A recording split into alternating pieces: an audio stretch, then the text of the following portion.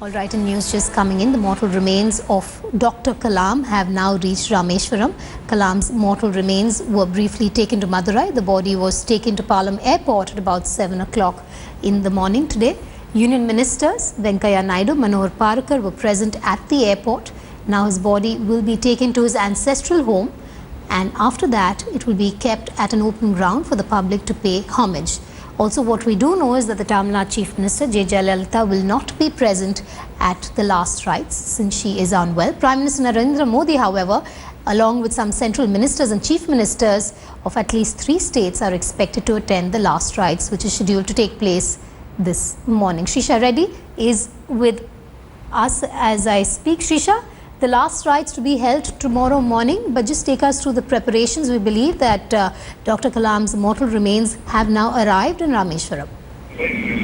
Well, Vedika, the mortal remains have, had arrived Mandapam, which is in Rameshwaram. From Mandapam, it has to reach to this open ground where a structure has been erected, where the mortal remains of Abdul Kalam will be kept for the public to pay their respect. In fact, there are separate structures that have also been built so that the people can come and pay their homage to APJ Abdul Kalam. The scores of people have been waiting right at the spot where they're also waiting along with the other dignitaries. In fact, there are a lot of ministers and the former scientists and friends of Abdul Kalam. They have arrived here waiting for the mortal remains of APJ Abdul Kalam to arrive at the spot.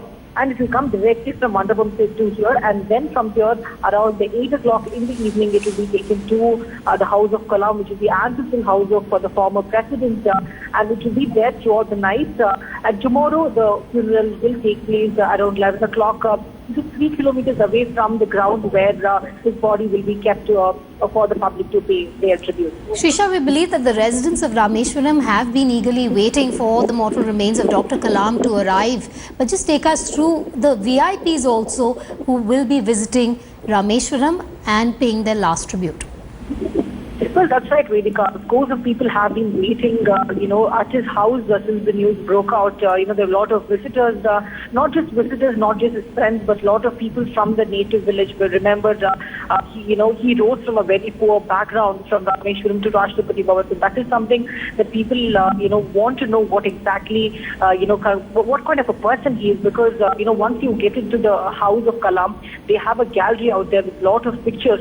So all the tourists who usually come to Rameshwaram to take a pilgrimage or to do a visit in Rameshwaram have been thronging at the house of Kalam, the ancestral house of the former president. And from there now, with the lot of arrangements that have been taking place, they have been arriving at this spot where his body will be kept for people to pay their tribute. And also, if I can add, that Tamil Nadu Chief Minister has also allotted a land so that the tomb of APJ Abdul Kalam could be constructed.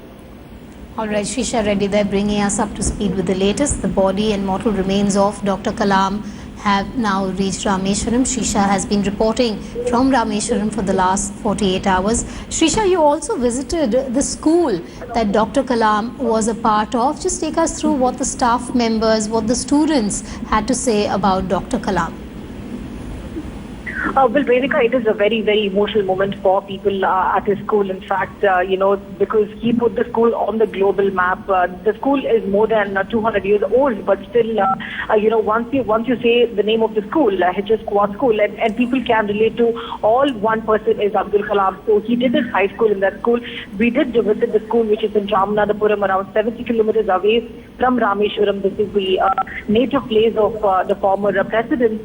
In the school, yes, of course, people do take pride in saying that I studied in the school where Abdul Kalam did. And there's also, when last time when Abdul Kalam had visited the students of the school, they still could recollect, the inspiring words that he told these students. Because remember, he is known for inspiring students. So that is one thing the students are not able to come to terms with, bringing in a lot of memories that they shared with APJ Abdul Kalam. And the school still has, the pictures of the former president, who studied in that particular school. We did visit the place where he used to sit and, the playground where he used to play. So a lot of memories, that the teachers of the school were sharing with us the time when Abdul Kalam studied there, in the years 1940s to 1950s.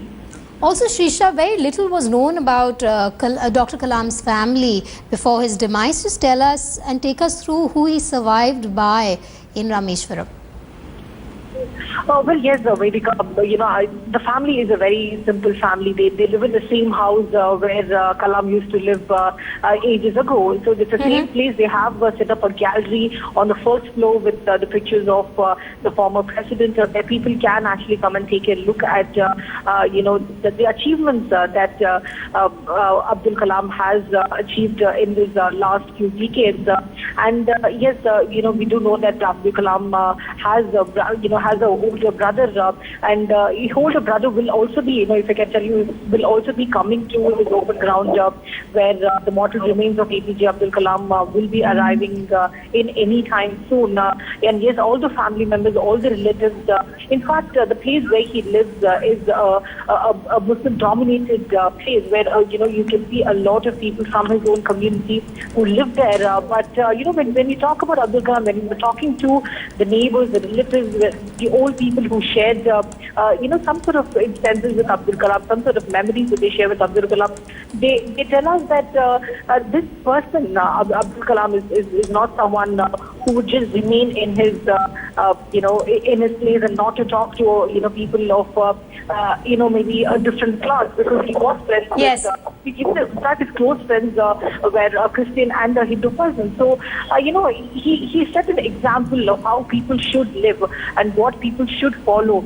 So, a lot of things that people could learn from Abdul Kalam is what that they were sharing, and that is one of the reasons that why people do feel very let down now that they have lost the son of their soil.